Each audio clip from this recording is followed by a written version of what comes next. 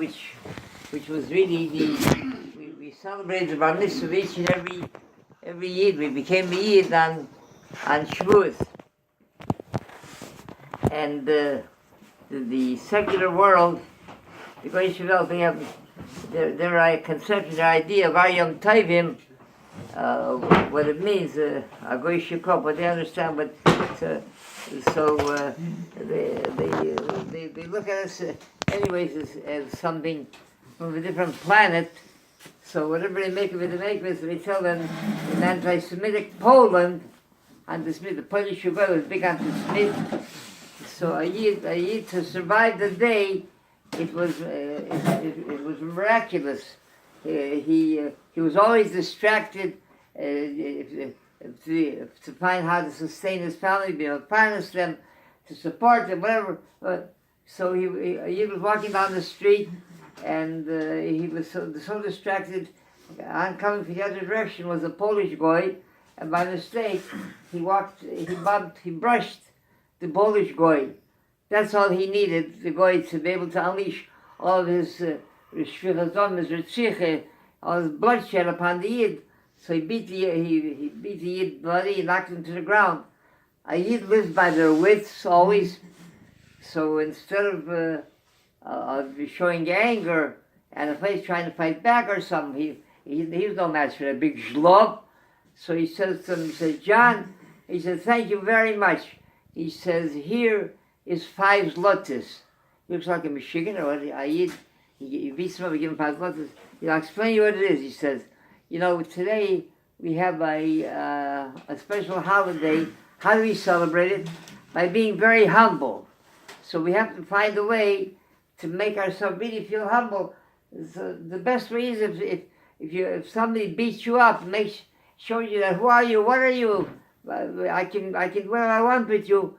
So he said, you really helped me celebrate my holiday in a great fashion. The only problem is I'm not a man of means, so I really can't show my appreciation the way I would like to. All I can help you with is 5 zlotis. I'll tell you what, he said, you go down the block, there's a Jew, Mr. Levy, he's a carnival Jew. If you'll help him celebrate the holiday, he'll make it well worth your while.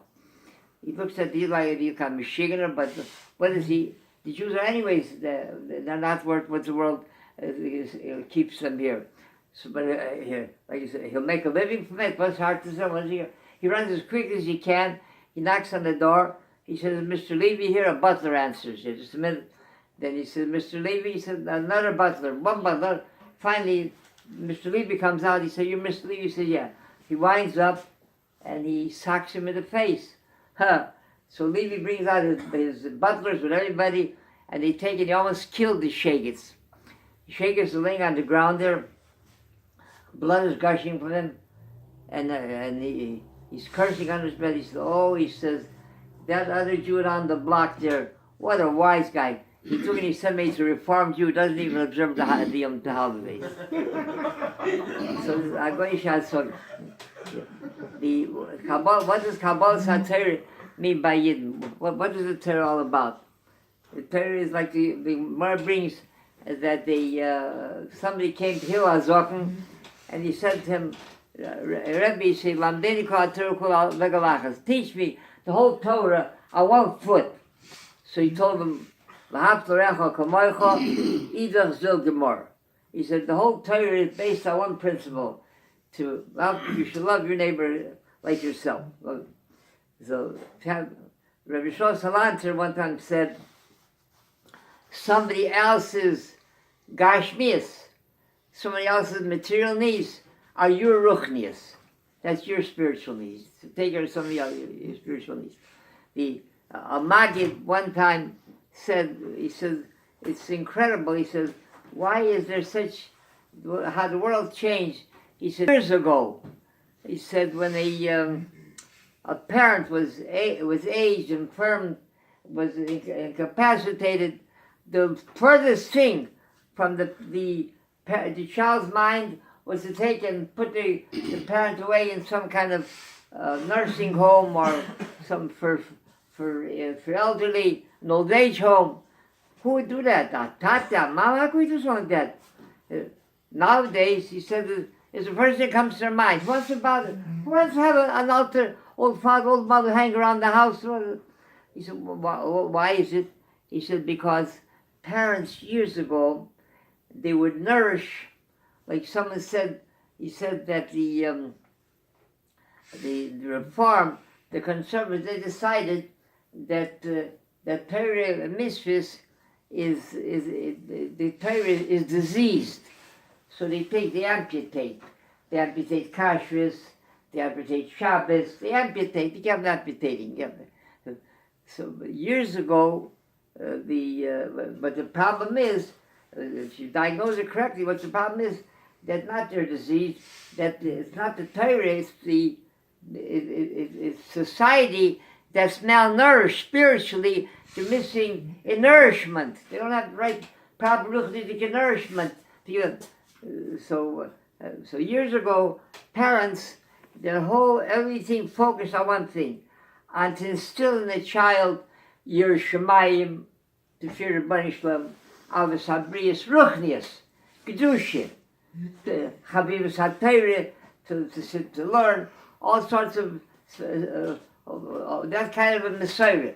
So part of their Ruchnius that the parents instilled in them was that later on in life, that was part of their Ruchnius, that to take care of the parents. Nowadays, the parents, they say, oh, I don't want my child to go through what I went through. They shouldn't have to be punished to suffer what I suffered. So we should say golden house. They try to, in every way they can, they spoil him, they make him selfish, they make him self-centered. So when he grows up and his parents become elderly and infirm, so who wants to bother? I got to take care of myself. I don't want to bother parents. In conclusion, in Parshas Achariv and the Yom Kodesh and the Kedusha, the holiest day of the year, the Kohen Gadol was being Kodesh HaKadoshim, and it says V'chiper El HaKodesh Mitumas Bnei Yisrael, that he would, the Kohen Gadol, he would take and wipe clean the slate from all the chatoim, all the averos that the Klal Yisrael committed during the year, between Bnei Yisrael. He would wipe them clean, and then the pasuk continues, V'shochanti b'soich Bnei Yisrael shchan b'soich tumasam. The Rabbi Shalom, even though they did averos, they sinned, V'shochanti b'soich tumasam. The Rabbi Shalom sits amongst them. The Baal Shema Kodesh says, he says, that's what Torah is all about.